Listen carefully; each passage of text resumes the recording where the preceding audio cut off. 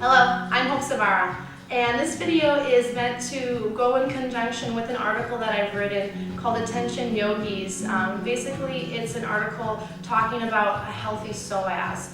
So the psoas is a fairly large muscle, about 16 inches long, that's attaching on the inside of your femur bone, coming through your pelvis, through your abdomen, and then attaching by the 12th rib and then downward. So this muscle can cause a slew of issues, very basically back pain, hip pain, shoulder pain. If you're a jaw clencher or a teeth grinder at home, that can be correlated back to the hip or psoas. This is often a muscle that can create leg length discrepancies, stride issues, knee pain. The list goes on and on and on. And so this is something that's a really serious issue, and I think that sometimes even our yoga practice is feeding into. If you are an avid yogi, I want to ask you a quick question. Does your deep lunge or warrior one look more like this or more like this? We're allowing the restriction or the slack in the psoas to shorten up and tighten our low back. Basically, we're feeding into the already slack areas in the psoas and hip joints. So what I'm saying is I want you to create more of a core awareness so we can actually stretch through the psoas and in the low back more where we need to rather than where we just automatically go. That's just one quick kind of variation. Same thing with Warrior 2. Do you spill your guts out so you look 4 months pregnant? In Warrior 2, are you able to keep that containment nice and strong? So these are 4 easy movements to work with to help both strengthen and create a stronger psoas and help release the psoas.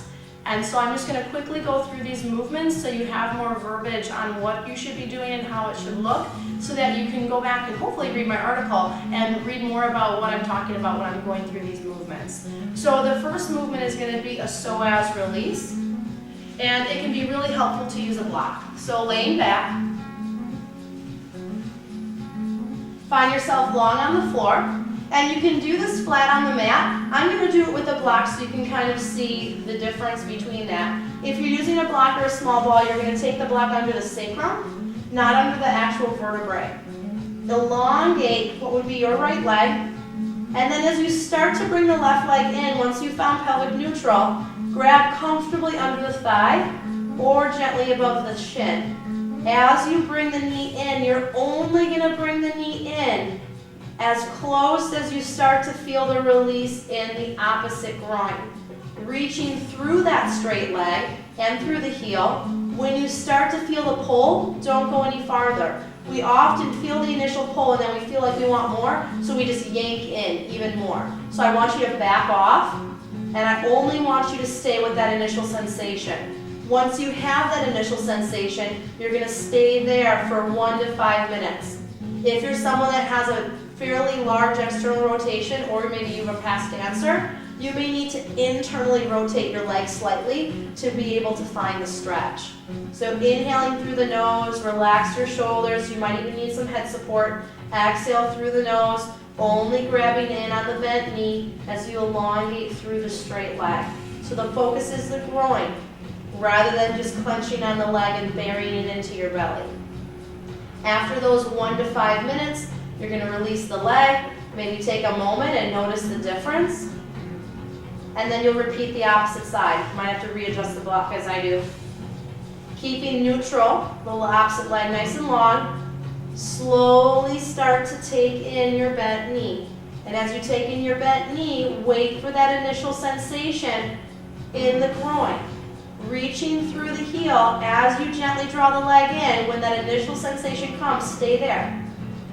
We're in a quick fix society. We often are very impatient, even in a yoga class, to just stay where we are and wait to progress. So really, when we're thinking about rehabilitation and really trying to release trauma in the psoas, it's really important to be patient and move slowly.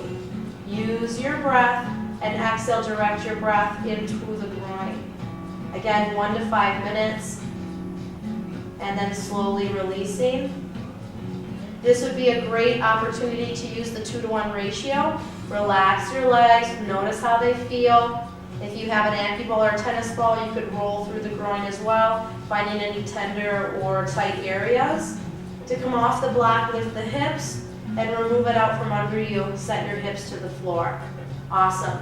Since we're on the mat, we're going to work with a second movement that more so entails releasing the upper part of the psoas, the attachment at T12. So just laying on the mat, knees can be bent or they can be elongated. I'll leave that up to you. Inhale, bring the arms up and overhead, and exhale, release the arms to the floor. For some people, more than usually not, the arms may not even touch the floor, or the elbows might bow in order to get the fingertips to the mat. This is a fairly large sign that we have some restriction in the upper extremity of the torso, especially if you're a rib cage flare and you like to stand what more so I call military style. That upper psoas may be fairly restricted, pulling the back of your rib cage down, which is going to create breathing issues, anxiety issues, because we're not able to get a full breath. So two options with this one. Option one, you're just going to let your arms relax and take again that 1 to 5 minutes and just let gravity and your breath slowly try to release your dense body towards the floor. Or release your arms slowly. You can work neutral. So I'm going to bend my knees, create a good anchor point in the floor, broaden my upper back, and exhale, draw the rib cage into neutral. Then inhale, bringing my arms up overhead without letting my ribs arch. Notice where my arms fall. And then work through there, deep breathing. Inhale through the nose and exhaling through the nose. Keeping my belly strong, not tense, but strong. I'm going to work on the release through my back body.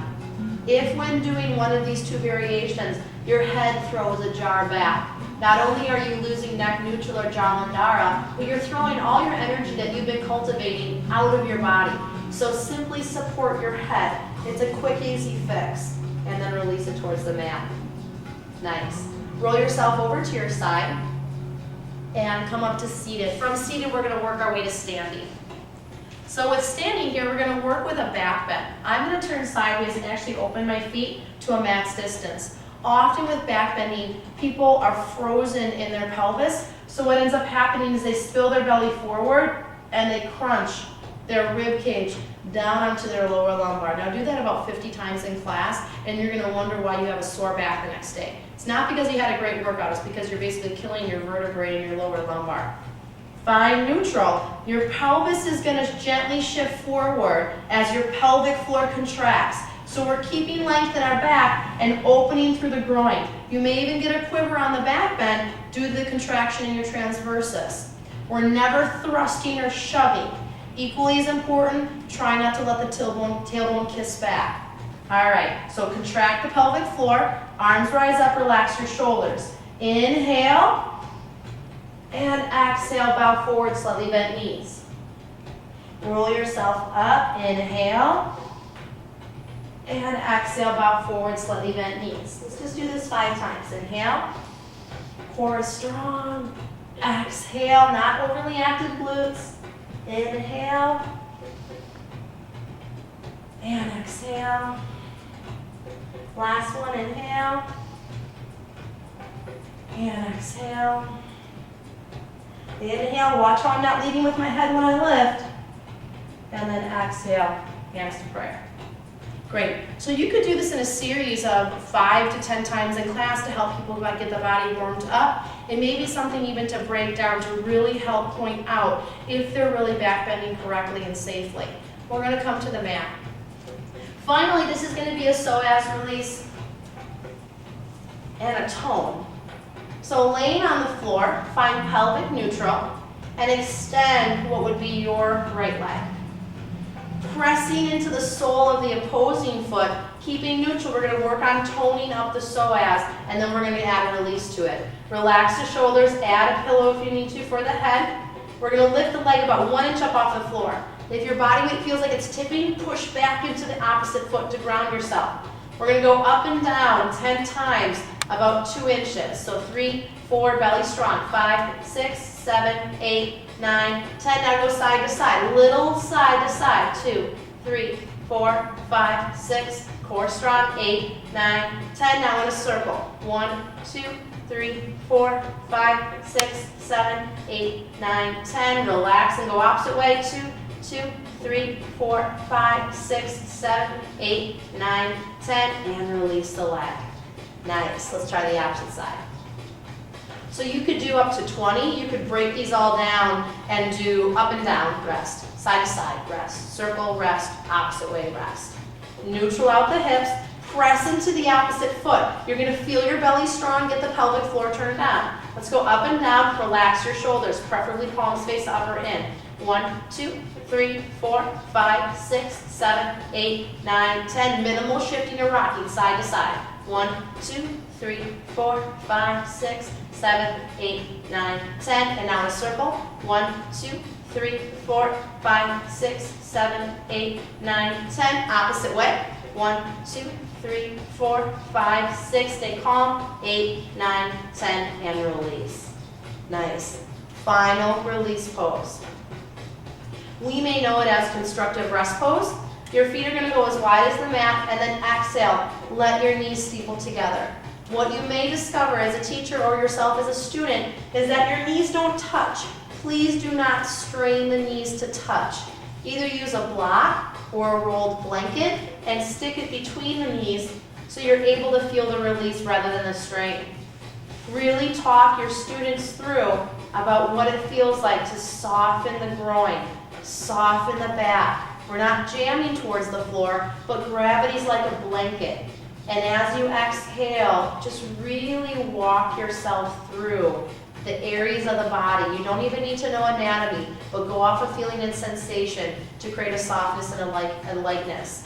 If you're someone that has back pain, you don't even need to know why you're doing it, but when you get home from work at night or before you go to bed, lay on the floor for 1 to 3 minutes with your knees steepling. I promise you, the space you get in the sacrum and the release you get in the psoas will be well worth it.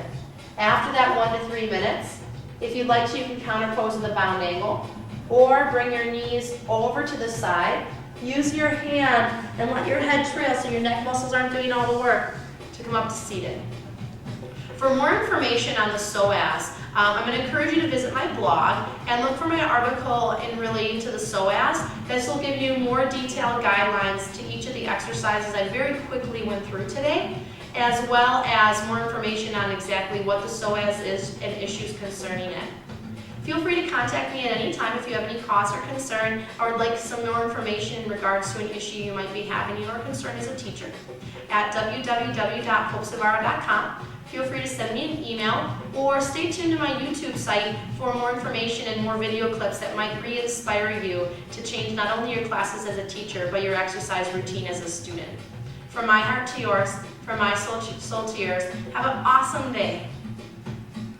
Namaste.